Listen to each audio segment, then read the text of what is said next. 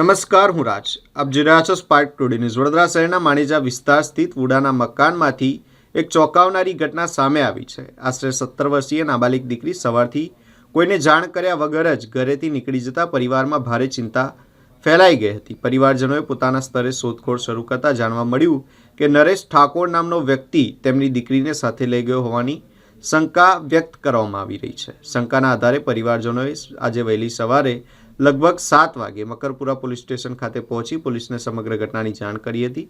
પરંતુ ફરિયાદ નોંધાવવાની માંગણી કરવામાં આવી ત્યારે પોલીસે કોઈ જાતની ગંભીરતા દાખવી નહોતી અને યોગ્ય પ્રતિસાદ પણ આપ્યો નહોતો. સવારથી પોતાની 17 વર્ષીય નાબાલિગ દીકરીની શોધમાં ભટકતા પરિવારજનોએ સાંજ સુધીમાં કોઈ કાર્યવાહી ન થતાં સ્થાનિક મીડિયા તેમજ ઓલ ઇન્ડિયા મજલિસ-ઇ-ઇત્તેહાદુલ મુસ્લિમીન એટલે કે AIMIMનો સંપર્ક કર્યો હતો. ઘટનાની જાણ થતાં જ AIMIMના વડોદરા શહેર પ્રમુખ ઝુબેર પઠાણ, જિલ્લા પ્રમુખ ઇમરાન શેખ, સંગઠન મંત્રી રમઝાન સોલંકી તથા વોર્ડ નંબર 7ના સંગઠન મંત્રી અકબર દિવાન સહિતના આગેવાનો પરિવારજનો સાથે સ્થળ પર પહોંચ્યા હતા. જેને પગલે વિસ્તારમાં લોકો ભેગા થયા હતા અને માહોલ તંગ બન્યો હતો. ત્યારબાદ મકરપુરા પોલીસ દ્વારા ફરિયાદ નોંધાવવામાં આવી અને નાબાલિગ દીકરીની શોધખોળ માટે આગળની કાર્યવાહી હાથ ધરવામાં આવી છે. સંબંધિત PI દ્વારા પરિવારને દીકરીને જલ્દી શોધી કાઢવા માટે આશ્વાસન આપવામાં આવ્યું છે. ગુમ થયેલી દીકરીના માતા પિતાએ જણાવ્યું કે જો દીકરી તાત્કાલિક નહીં મળી આવે તો તેઓ પોલીસ કમિશનર કચેરી, કલેક્ટર કચેરી તેમજ ગાંધીનગર સુધી રજૂઆત કરશે. સાથે દીકરી મળી આવ્યા બાદ તેની સાથે કોઈ અનિચ્છનીય ઘટના બની છે કે નહીં તેની તટસ્થ તપાસ તથા નરેશ ઠાકોર સાથે સંકળાયેલ અન્ય વ્યક્તિઓ સામે પણ કડક કાર્યવાહી કરવાની માંગ કરી છે. હાલ પરિવાર ભારે ચિંતામાં મુકાયો છે અને તંત્ર પાસે તાત્કાલિક તથા નિષ્પક્ષ કાર્યવાહી કરવાની માંગ ઉઠાવી છે. સ્પાર્ક ટુડે ન્યૂઝ દ્વારા આ સમાચાર નાબાલિગ દીકરીના માતા પિતા તથા AIMIM શહેર પ્રમુખ ઝુબેર પઠાણના જણાવ્યા અનુસાર પ્રસારિત કરવામાં આવી રહ્યા છે. 7 बजे मैं धंधे पे था. मारी बहरीए मैंने फोन કરીને કીધું કે મારી છોકરી ઘરે નહીં. તો મેં કીધું શું થયું છે, ઉપર નીચે જોઈ આવે છે કે નહીં, તો કંઈ નહીં મળતી, એ છોકરી છે જ નહીં. તો હું કઈ ગઈ તો હું ઘરમાંથી કશું લઈને ગઈ. તો એને કીધું કશું લઈને નહીં ગઈ. પછી મેં કહ્યું તિજોરી ખોલીને જો ચાવી એને કાન છે તો કે 50,000 રૂપિયા ને 7,000 બીજા ગલ્લામાં હતા એ લઈને ગઈ અને 2 જીડી કાનની બાલી એ લઈને ગઈ. અને મેં કીધું કોને જોડે ગઈ, પાછળ નરીઓ રહે છે એને જોડે લઈને ગઈ છે. પછી મેં 7 વાગે પોલીસ સ્ટેશન આવ્યો. મારે ઘેર નહીં ગયો સાહેબ. અહીં આવીને મેં સાહેબને વાત કર્યું તો કોઈ હતો નહીં પોલીસ સ્ટેશન. એક મેડમ હતી, એને મને કીધું કે એક કામ કરો, અત્યારે મારી બદલી થાય છે, 1 કલાકમાં સાહેબ આવશે, તમારે એને જોડે વાત કરી લેજો. મેં કહું સાહેબ જોડે વાત કરો, મારી છોકરી નાહી ગઈ છે, છોકરો નાહી લઈ ગયો છે, એ ગુજરાતી છે, હિન્દુ છે, અમે મુસ્લિમ છે, અમારું એનું કોઈ સંમેલન છે નહીં. તો કંઈ સારું, મેં સાહેબને ફોન લગાડ્યું તો સાહેબ જોડે મારી વાત થઈ કે તમે ત્યાં ઊભા રહો, મેં 15-20 મિનિટમાં આવું છું. એ સાહેબ 11 વાગે આવ્યા છે અને 11 વાગે મને કીધું 2 કલાકમાં તમારી છોકરી તમને પાછી મળી જશે. પણ અત્યાર લગીને હું ભૂખા પ્યાસા મારા બહેરા છોકરા લઈને ફરું છું, પણ મારી સુનવાઈ કોઈ કરતો નહીં અને મારી છોકરી મને અત્યાર લગીને પાછી મળી નહીં. પછી આ ભાઈને મેં બોલાવ્યું મીડિયાવાળા, તો આ ભાઈ હવે જે કરે એ સમજે, આ પાર્ટીના છે.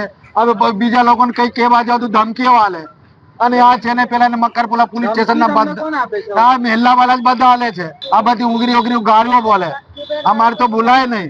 પછી જુબારભાઈ એમાઈઓનું છે, મારા ભાઈબંધ છે, મારી બહેરીનું ગામનું છે.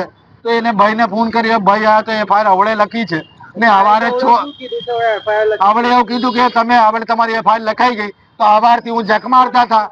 સવારે 7 વાગે મેં આવ્યો હતો તૈયારીમાં, તઈ હોતા હોય તો 5 મિનિટ 8-9 કલાક મારી છોકરીને ગયા હતા તો હોદી ના નાખે. તો કઈ સાહેબ નહીં, પેલો નહીં, ડેલો નહીં.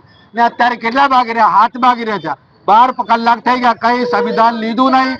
અને એના બધા આવે છે એને બધાને બિહાડે પણ કઈ એક્શન લીધું નહીં હવારથી અત્યાર લગીને. અને મેં ઉપર જાઉં તો મને બગાડી નાખે, એને બિહાડી રાખે. અને મેં કોને કહું, મંત્રીને કહું કે પ્રધાનમંત્રીને કહું. આજે માણેજા જે વિસ્તાર છે મકરપુરામાં આવે છે, એ માણેજા વિસ્તારમાં જે મારા બાજુમાં ઊભી છે એક બેન, એની છોકરી જે નાબાલિગ છે, 16 વર્ષ જેની ઉંમર છે, એને એક નરેશ ઠાકોર કરીને જે છોકરો છે એ લઈને ફરાર થઈ ગયો છે. સવારે 6 વાગે એમને જ્યારે ખબર પડી ત્યારે આ પોલીસ સ્ટેશનમાં આવીને બેસી ગયા છે. ત્યારે એ લોકો આવ્યા ત્યારથી જવાબ અહીંયા લખાઈને પછી હાંજ સુધી એ છોકરા જે છે એની કંઈ તપાસ થઈ નથી. અમે આવીને અંદર PI સાહેબ જોડે મુલાકાત કરી અને PI સાહેબ જોડે વાત થઈ. એના પછી અમે PI સાહેબે એક સાચા વચન આપ્યા કે તમારી જે છોકરી છે અને અમે લોકો કામ કરી રહ્યા છે, અમારી જે ટીમો છે એ લાગેલી જ છે. થોડી એક વારમાં કે આ રાતે તમારી છોકરી તમને મળી જશે. અને અમારું કેવું એવું છે કે અમે અમારી ટીમ લઈને આવ્યા છે MIM, હું જુબેર પઠાણ. અમારી જે માંગણી છે એક જ છે કે છોકરી ચાહે હિન્દુ હોય કે મુસ્લિમ હોય, એ છોકરી હોય છે, એની તપાસ ખાસ એની તપાસ એક નોંધ લેવી જોઈએ પોલીસે, અને એ લોકોએ અમારા સુપર્દ કરે. આ લોકોએ સવારમાં 6 વાગે જ્યારે ઉઠ્યા, એમને ખબર પડી કે છોકરી ઘરમાં નથી. એ લોકો બહાર નીકળીને બધા આપણી સોસાયટીમાં પૂછવા ગયા. એ મારી બહેન મારા સાથે છે, એમને બધી ખબર છે. હું કહેવા માંગુ છું કે તમે એમના જોડે થોડું નિવેદન લો તો ખાસ તમને ખબર પડશે.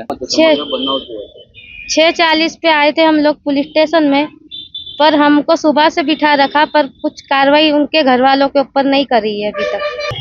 એ જો સવારથી અહીં 6 વાગે આવીને બેસી ગયા હતા. મારા પાસે લગભગ 1 થી 2 વાગે ફોન આવ્યો, તો હું તરત જ એમને પાસે દોડીને આવ્યો. જ્યારે મેં એમના અંદર વાત કરી તો એ લોકોએ કીધું કે એમના બધાના જવાબ લઈ લીધા છે. તો મેં એમને કીધું કે ભાઈ FIR જે છે, FIR કોપી મને બતાવો. તો FIR કોપી નહીં બતાવી હતી, ત્યારે ઓનલાઈન ચડાવતા હતા.